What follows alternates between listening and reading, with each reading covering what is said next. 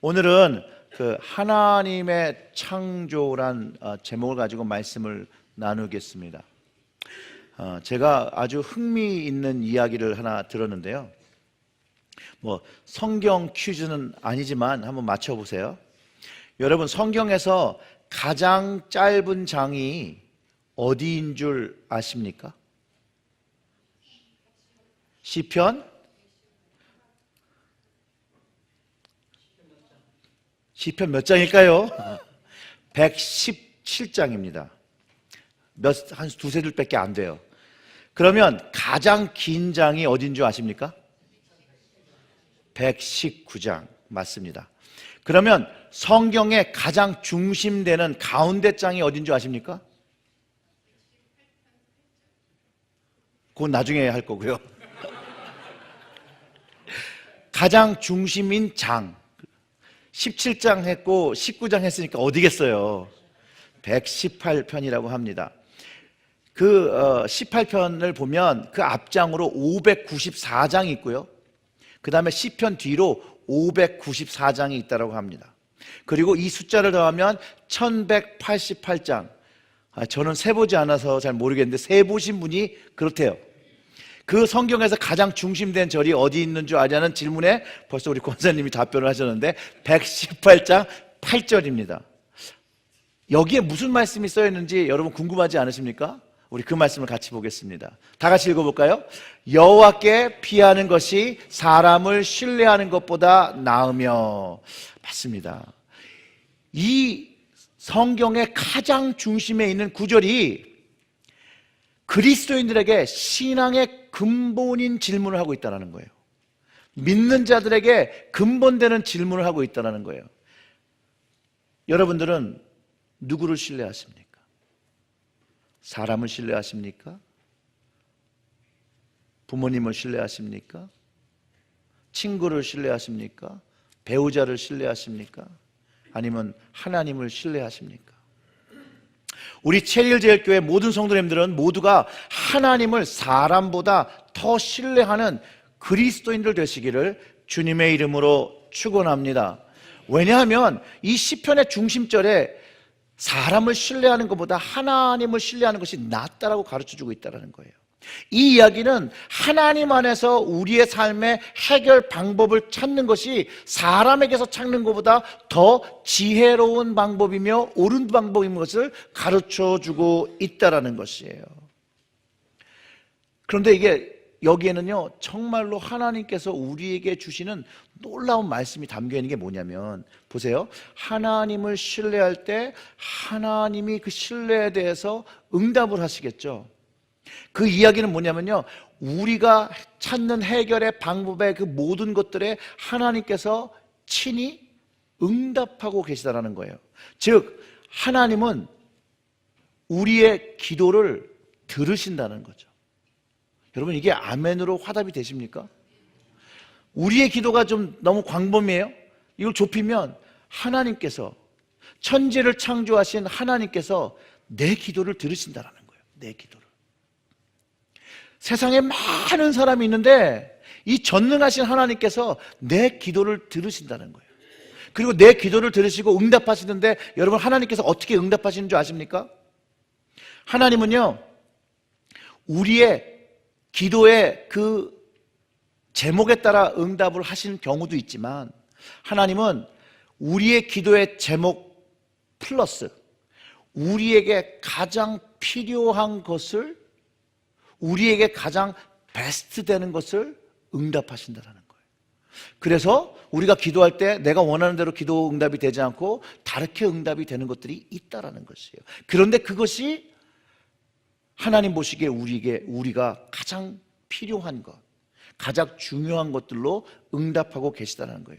예수님이 그 기도의 방법을 아셨기 때문에 이렇게 가르쳐 주셨다는 거예요. 먼저 하나님의 나라와 그의 의를 구할 때 우리의 필요가 채워진다라고 말씀해 주셨다는 것이죠.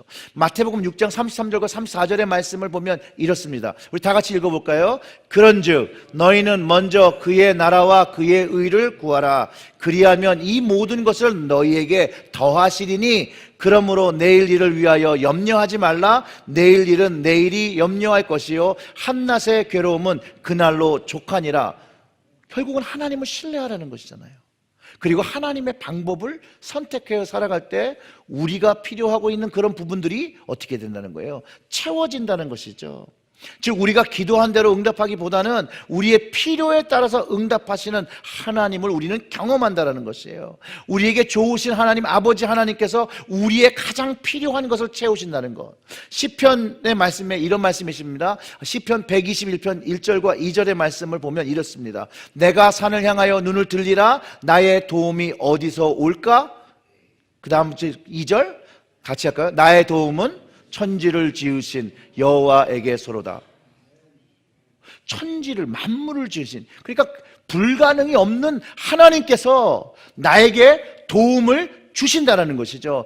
천지를 지으시고 불가능이 없으신 하나님께서 우리의 필요에 따라 우리의 기도에 응답하고 계시다는 것이에요. 아멘입니까 여러분? 이게 믿어지면 이것이 경험되기 시작한다는 거예요. 우리가 믿고 신뢰하는 그 하나님은요, 만물을 창조하실 정도로 전능하신 하나님이라는 거예요. 이 하나님만을 여러분 신뢰하시고 경험하시기를 주님의 이름으로 축원합니다. 그래서 오늘 이 창조의 하나님에 대해서 말씀을 좀 나누려고 해요.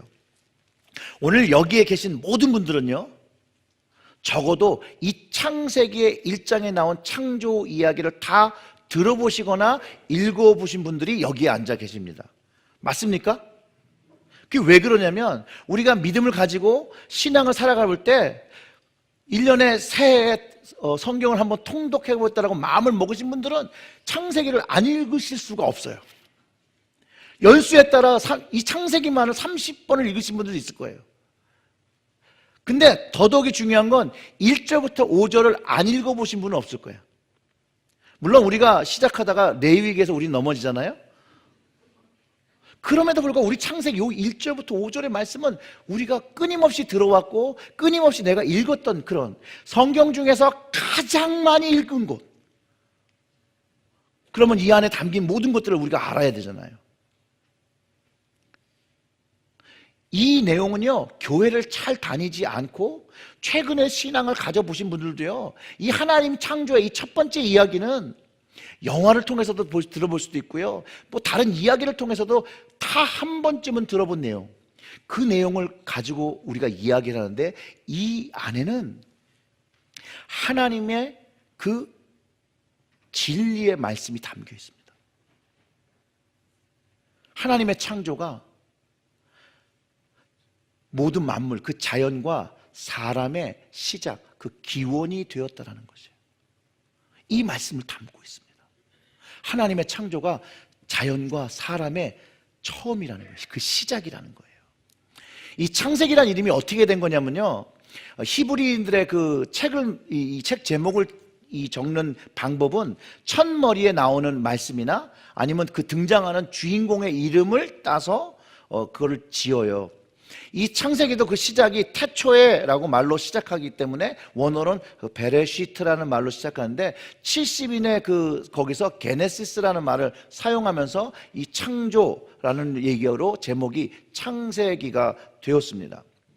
이 창세기 1장 1절부터 5절에 하나님은 만물을 창조하셨음을 선언하고 있다는 거예요. 성경에 의하면 태초가 하나님의 그 선포로 인하여, 말씀으로 인하여 천지가 창조되었다는 거예요. 이 태초의 이 시간, 이 출발점이 온 우주와 인류가 시작되었다는 것을 가르쳐주고 있다는 것이에요. 이때 이 창조하신 그 하나님의 이름이 원어로 보면 엘로힘이라고 합니다. 엘로힘, 경외할 대상. 여호와는 주님의 줏고가 능력이 사용될 때 사용된 이름입니다. 근데 창조는 하나님의 그 경외함을 드러내는 이 엘로힘의 하나님을 만나는 통로입니다. 우리가 그 자연의 오묘함과 그 거대함과 그 놀라움을 볼 때 경외감을 갖잖아요.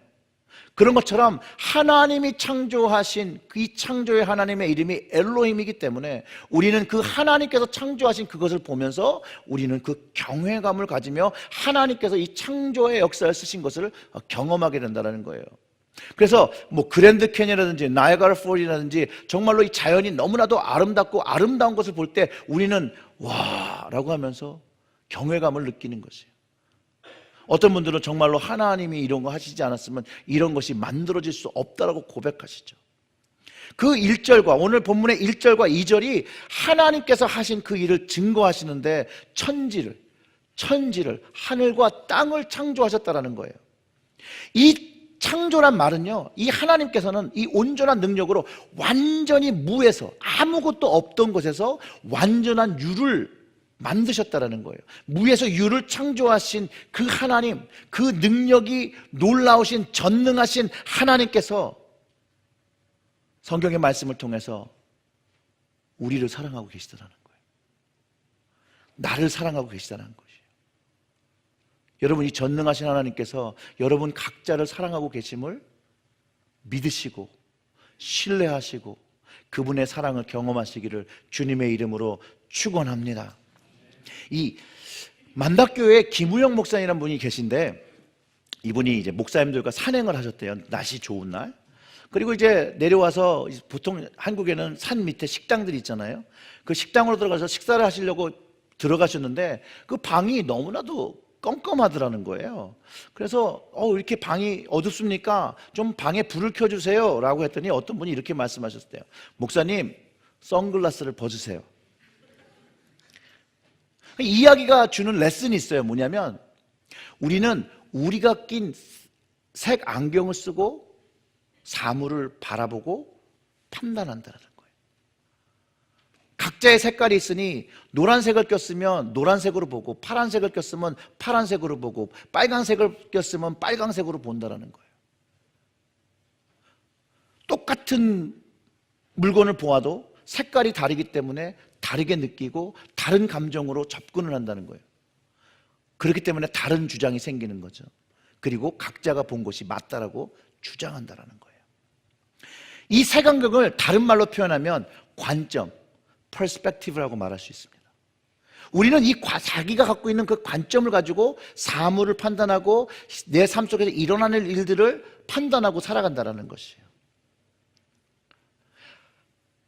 이 창조에 대해도 마찬가지예요. 하나님의 시각을 가지고 하나님의 창조를 바라보는 게 아니라 내가 갖고 있는 인간의 시각을, 관점을 가지고 바라보기 때문에 우리는 하나님께서 하신 것을 잘 이해하지 못하고 자꾸 내가 생각하는 것으로만 이해하고 경험하려고 한다는 것이죠. 느끼지 못하고 또 다르게 받아들이기 때문에 믿지 않는 사람들은 자기의 생각을 따라 하나님의 없이 하나님을 믿지 못하고 여전히 살아가게 된다는 것이죠. 그러나 하나님이 창조하셨다는 믿음을 가지고 우리가 신앙생활을 하면 하나님은 살아계시고 그분의 말씀을 통해, 성경을 통해서 하나님의 계시를 우리에게 알려주신다는 것을 믿고 경험하며 살아간다는 것이에요. 자, 그러면 우리가 가진 성경, 하나님의 창조는 누구의, 어떤 하나님에 의해서 창조되었다고요? 엘로힘의 하나님에 의해서 시작됐다는 걸 우리가 믿을 수 있다는 것이죠. 이 창조를 믿으면, 이 엘로힘을 믿게 되면 경험한다는 거예요. 보게 된다는 거예요. 이해하기 시작한다는 거예요. 그리고 하나님께서 창조하신 것들에 대한 의미와 비밀을 알게 된다는 거예요. 여러분, 세상의 처음의 시작이 하나님께서 시작한다는 걸 여러분 진실로 믿으십니까? 그리고 그 하나님의 이름이 엘로힘이라고 표현한다는 거예요. 원어에 그 하나님이 창조, 태초에 하나님께서 창조하셨다는 그 원문은 베레시트 바라 엘로힘이라고 써 있어요. 여호와의 하나님, 야훼의 하나님, 그런 말씀도 많이 들어봤지만 오늘 본문의 창조의 하나님은 엘로힘의 하나님, 하나님이 태초에 창조하셨다는 거예요. 저는 개인적으로 이 엘로힘의 하나님이 삼위일체의 하나님을 잘 표현한 단어라고 생각합니다. 만물을 창조하신 하나님, 엘로힘의 하나님, 하나님 아버지와 하나님 아들과 하나님의 그 영이신 성령님과 이 만물을 창조했음을 우리가 이해할 수 있다는 것이에요. 그 창조의 하나님이 나의 하나님이시라는 거예요. 여러분의 하나님이시라는 거예요. 그리고 이 엘로힘의 하나님을 우리가 우리의 삶 속에서 만난다는 것이에요. 이 엘로힘, 전능하신 하나님을 만나게 되니 우리가 하나님을 향해 경외감을 갖는다라는 것이에요. 경외하는 하나님을 만나면 잠언에서 말하듯이 지식과 지혜의 근본을 알며 살아가게 됩니다. 잠언 1장 7절의 말씀이 이렇게 써 있습니다. 여호와를 경외하는 것이 지식의 근본이거늘 미련한 자는 지혜와 훈계를 멸시한다라고 합니다. 즉 엘로힘의 하나님, 만물을 창조하신 하나님을 믿고 신뢰하면 하나님께서 주시는 지혜와 훈계를 따라 하나님의 방식으로, 하나님의 모습으로, 하나님의 관점을 가지고 우리의 삶을 바라보고 이해하고 하나님의 뜻에 부합하게 살아간다는 것이죠. 이 하나님께서 하늘과 땅을 창조하셨다는 것이에요. 그렇기 때문에 하나님의 창조는요, 절대로 인간의 지식으로는 이해하기가 어렵습니다. 하늘에 관해, 우주에 관해 많은 과학자들이 알려고 하지만 전부를 알지 못합니다. 땅에 관한 연구, 물에 관한 연구, 여러 가지가 있지만 그것도 완전하게 알 수는 없습니다. 제가 저희 선배 목사님 중에 안명훈 목사님이라고 계신데요. 그 목사님의 그 교우 중에 이 개구리를 연구하신 분이 있다라는 거예요. 개구리를 연구해서 PhD를 받으셨대요. 그래서 이 목사님이 이렇게 물어보셨대요. 그러면 우리 성도님은 개구리에 대해서 완전히 모든 걸 다 아시겠군요. 그러니까 이 박사님이 이렇게 얘기했어요. 개구리에서 다 모릅니다. 저는 개구리 중에 그 왼쪽 발에 있는 모를 공부한 사람입니다. 근데 이게 맞는 말이에요. 왜냐하면 박사에게는 concentrate, 어떤 한 부분을 자세히 엑스퍼트가 되기 위해서 한 부분만을 공부하는 거지 전체를 공부하는 것이 아니거든요. 그러니까 사이언스로 각자 과학자들이 공부를 아무리 잘해도 다 concentrate한 그 공부를 하기 때문에 전체로서의 하나님을 이해할 수 없다는 거예요. 과학으로는. 그리고 오늘의 우리 말씀 나오는 이 창조를 이해하기 위해서는 우리는 하나님의 그 창조를 통으로 이해하고 믿어야 한다는 것이죠. 그래서 타마스 아퀴나스가 하나님은 우주에서 첫 번째 움직임을 시작하신 분이라고 말합니다. 태초에 하나님이 천지를 창조하셨습니다 라를 관성의 법칙에 표현해서 말을 하는 것이에요. 모든 물체의 그 운동과 에너지가 첫 번째 무버가 있을 때 시작되는 것을 이해하고 그 첫 번째 시작이 하나님이라고 선언하고 있다는 거예요. 무엇을 시작하기 위해서는 항상 처음이 있어야 됩니다. 시작점이 있어야 됩니다. 그것을 시작하는 사람이 있어야 한다는 것이죠. 그래서 이 만물이 창조되고 창조되게 이르된 그 모든 원인의 그 처음의 시작이, 그 근원의 힘이 타마스 아퀴나스는 하나님이라고 그러는 것이고, 그리고 우리의 성경은 그 1절이 그것이 하나님이라고 이야기하고 있다는 것이에요. 하나님은요, 태초에 하나님의 방법으로 천지를 구분하셨다는 거예요. 이제부터 이것을 이해해야 돼요. 하나님이 천지를 구분하셨어요. 아무것도 없을 때 하늘과 땅을 만드셨다는 거예요. 그렇기 때문에 하나님의 창조는요, 이게 구분하는 것, 이 구분하는 것을 다른 말로 하면 그게 바로 거룩입니다. 거룩. 하나님의 창조는 거룩의 실현, 나누었다라는 거예요. 하나님이 무엇인가 구분하신 그 행위를 성경의 단어로 찾아보면 그게 거룩이고, 하나님의 창조는 하나님의 방법으로 세상을 무에서 유로 구분하신 것, 그것이 창조이고 그것이 어둠과 빛이 되고 그것이 낮과 밤이 되어진다는 것이에요. 창세기 1장 3절부터 5절까지 한번 같이 읽어보겠습니다. 하나님이 이르시되 빛이 있으라 하시니 빛이 있었고 빛이 하나님 보시기에 좋았더라. 하나님이 빛과 어둠을 나누사 하나님이 빛을 낮이라 부르시고 어둠을 밤이라 부르시라. 저녁이 되고 아침이 되니 이는 첫째 날이라. 아멘. 여기에 하나님의 창조의 방법이 담겼잖아요. 천지를 창조하실 때 말씀으로 창조하시는데 무에서 유로 창조하십니다. 하늘과 땅을 만드시고 먼저 땅에게 말씀하시죠. 그 땅이 혼돈하고 공허하고 흑암이 있는 것에 하나님께서 명령을 하셨다는 거예요. 빛이 있으라 말씀하시니 어둠과 빛이 구분되어졌습니다. 그리고 그 구분되어진 빛을 하나님이 보시기에 좋으셨다라고 말씀하셨습니다. 그 빛을 또 그 어둠을 낮과 밤이라고 명하셨습니다. 그리고 거기에 하나님의 방법, 그 순리, 그 법칙을 세우십니다. 영원하신 하나님의 힘과 능력이 낮과 밤에 임하니 이것이 반복되어 창조의 능력으로 움직이기 시작합니다.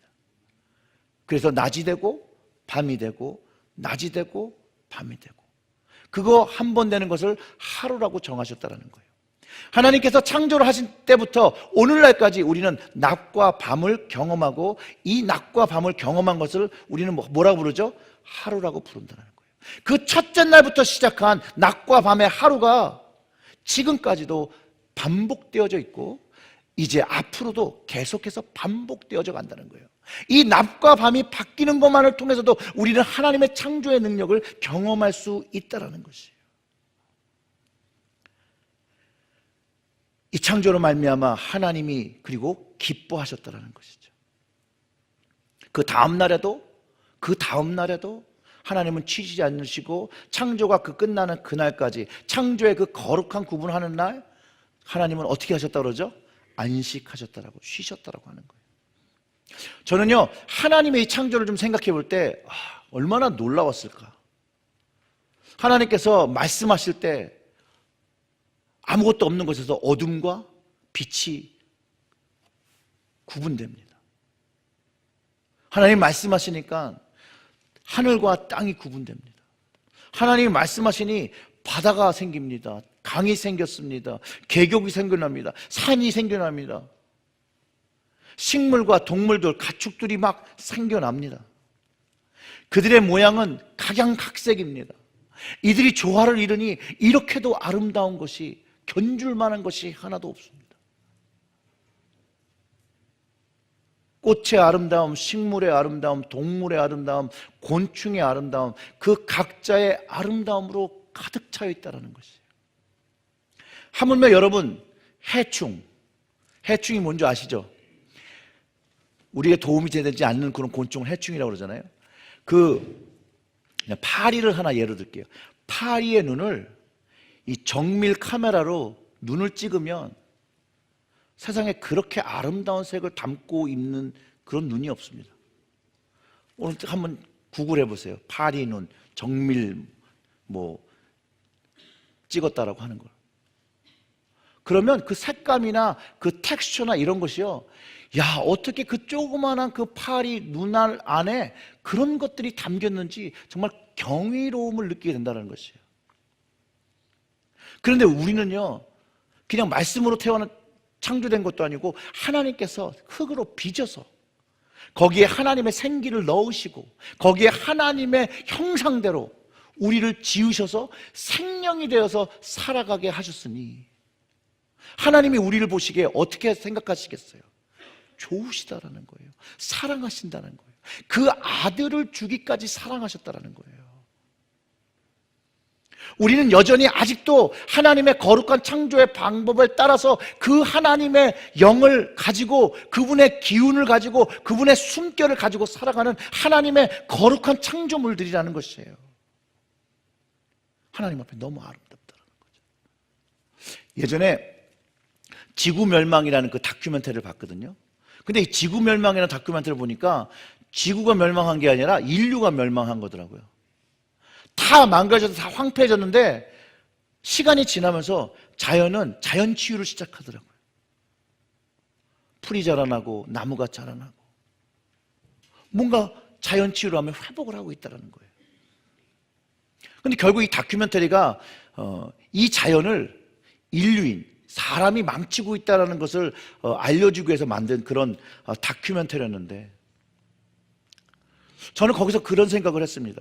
아이러니하게 하나님께서 거룩하게 창조한 창조물이, 특별히 하나님의 이 숨결을 받고 하나님의 이미지를 받은 우리가 자연을 해치고 있고 하나님의 창조물을 망치고 있다는 것, 여러분 어떻게 생각하십니까? 그러면서 제가 무슨 생각을 했냐면, 그러면 우리는 창조의 목적이 도대체 무엇인가? 내가 생기게 되고 내가 존재하게 된 그 이유가 무엇인가라는 고민을 하기 시작했다는 것이죠. 여러분들이 좋아하시는 그 복음산 것처럼 여러분 하나님께서 우리를 지으신 목적이 사랑받기 위함입니까? 어떻게 생각하십니까? 하나님의 거룩한 창조의 목적이 무엇이겠습니까? 그런데 오늘 말씀을 보면 하나님의 창조는 나를 향한 목적이 분명히 있다는 것이에요. 모든 사람들은 그 목적과 용도가 있어서 지음을 받았어요. 개인적인 목적과 용도는 각자가 말씀과 기도 안에서 찾아야 되죠. 하지만 우리에게 공동의 목적과 용도를 주셨다는 거예요.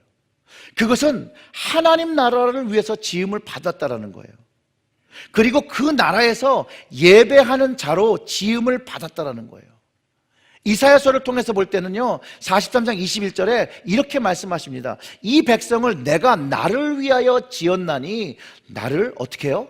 찬송하게 하려 함이라고 성경이 기록하고 있다는 것이죠. 베드로전서 2장 9절에서 우리가 잘 아는 말씀, 하나님의 목적이 왕같은 제사장으로 우리를 지으셨다는 거예요. 우리 다 같이 한번 읽어보겠습니다.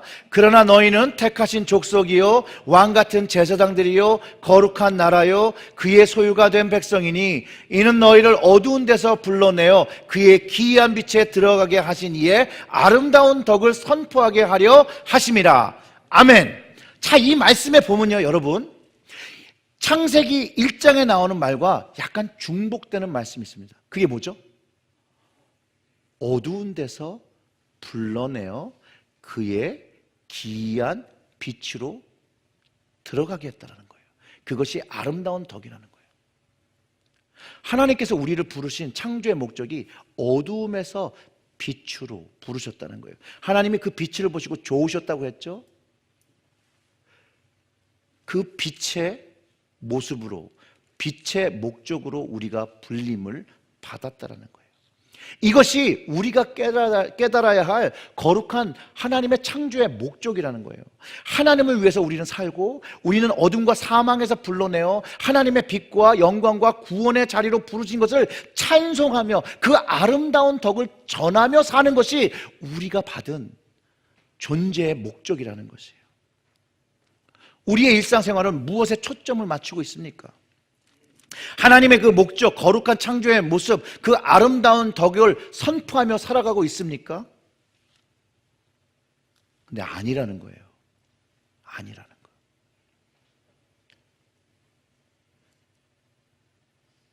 우리는 하나님보다, 주님보다 다른 것에 더 우리의 초점을 맞추고 살고 있다는 거예요. 우리가 이와 같이 창조의 목적과 다른 모습으로 살려고 할 때 우리가 바로 그 하나님의 창조의 질서를 무너뜨린다는 거예요. 그걸 무너뜨리면 하나님의 말씀을 왜곡하죠. 하나님의 말씀을 바꾸려고 하죠. 이미 세상은요 하나님께서 세우신 결혼의 정의도 바꾸었습니다. 세상의 결혼의 정의를 남자와 여자에서 부인을 하고 있고요. 예수님께서도 창세로부터 사람을 남자와 여자로 지으시고 이들이 짝이 되는 것, 그 하나님이 짝지어 주신 것을 사람이 나누지 못할 거라고 하셨는데, 저는 만약 예수님이 지금 이 땅에 계신다면 예수님께서 이 세상의 동성결혼에 대해서 무엇이라 말할지 굉장히 궁금합니다. 사랑하는 성도 여러분, 우리 모두는요 거룩한 하나님의 창조의 능력으로 지음을 받고 태어났습니다. 그리고 하나님의 말씀대로 창조의 모습대로 우리가 살아가기를 원하십니다. 그 말씀이 이 땅에 오셔서 다시 한번 빛을 보이셨습니다. 우리가 그 빛을 보고 다시 하나님의 창조의 목적으로 돌아오길 바라시면서 태초부터 창조 때부터 함께 하셨던 그 하나님의 아들께서 생명을 가지고 빛으로 우리에게 오셨다는 것이에요. 그리고 그 거룩한 모습을 회복하는 것이 오직 예수를 그리스도로 고백하는 것에 있어서 다시 한번 우리가 하나님의 거룩한 목적에 따라 빛의 자녀로 거듭나게 된다는 것이에요. 다시 한번 그분의 모습, 그분이 원하시는 인텐션을 가지고 살아가게 된다는 것이에요. 그리고 그 믿음이 우리의 삶 속에 있으면 그분의 창조의 능력이 우리의 삶 속에 아주 가까운 곳에서 살아계신 하나님을 경험하며 살아가게 된다는 것이에요. 그 엘로힘의 하나님의 능력을 경험하며 하나님을 경외하며 살아가게 된다는 것이에요. 그 이름을 찬송하며 그의 하나님의 백성으로, 자녀로, 하나님의 사랑으로 다시 한번 구분되어진다는 것이에요. 그래서 그 거룩한 창조가, 하나님의 창조가 예수 그리스도를 만나며 다시 경험되어지는 것을 고린도후서 5장 17절에서 19절의 말씀에 이렇게 기록하고 있습니다. 우리 다 같이 읽어보겠습니다. 그런즉 누구든지 그리스도 안에 있으면 뭐라고요? 새로운 피조물이라. 이전 것은 지나갔으니 보라, 새 것이 되었도다.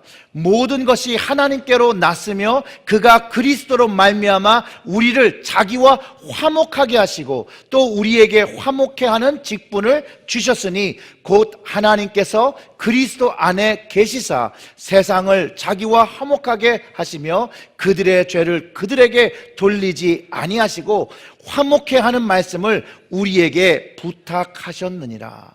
아멘. 이게 성경이 우리에게 가르쳐주는 말씀이에요. 예수 그리스도를 우리가 만나며 그분의 말씀으로 새로운 피조물, 새로운 창조물이 되었다라는 것이에요. 여러분, 내가 예수 그리스도로 인하여 새로운 피조물, 새로운 창조물이 되셨음을 믿으십니까? 그러면 우리 옆 사람한테 이렇게 한번 말해보겠습니다. 당신은 하나님의 거룩한 창조의 사람입니다.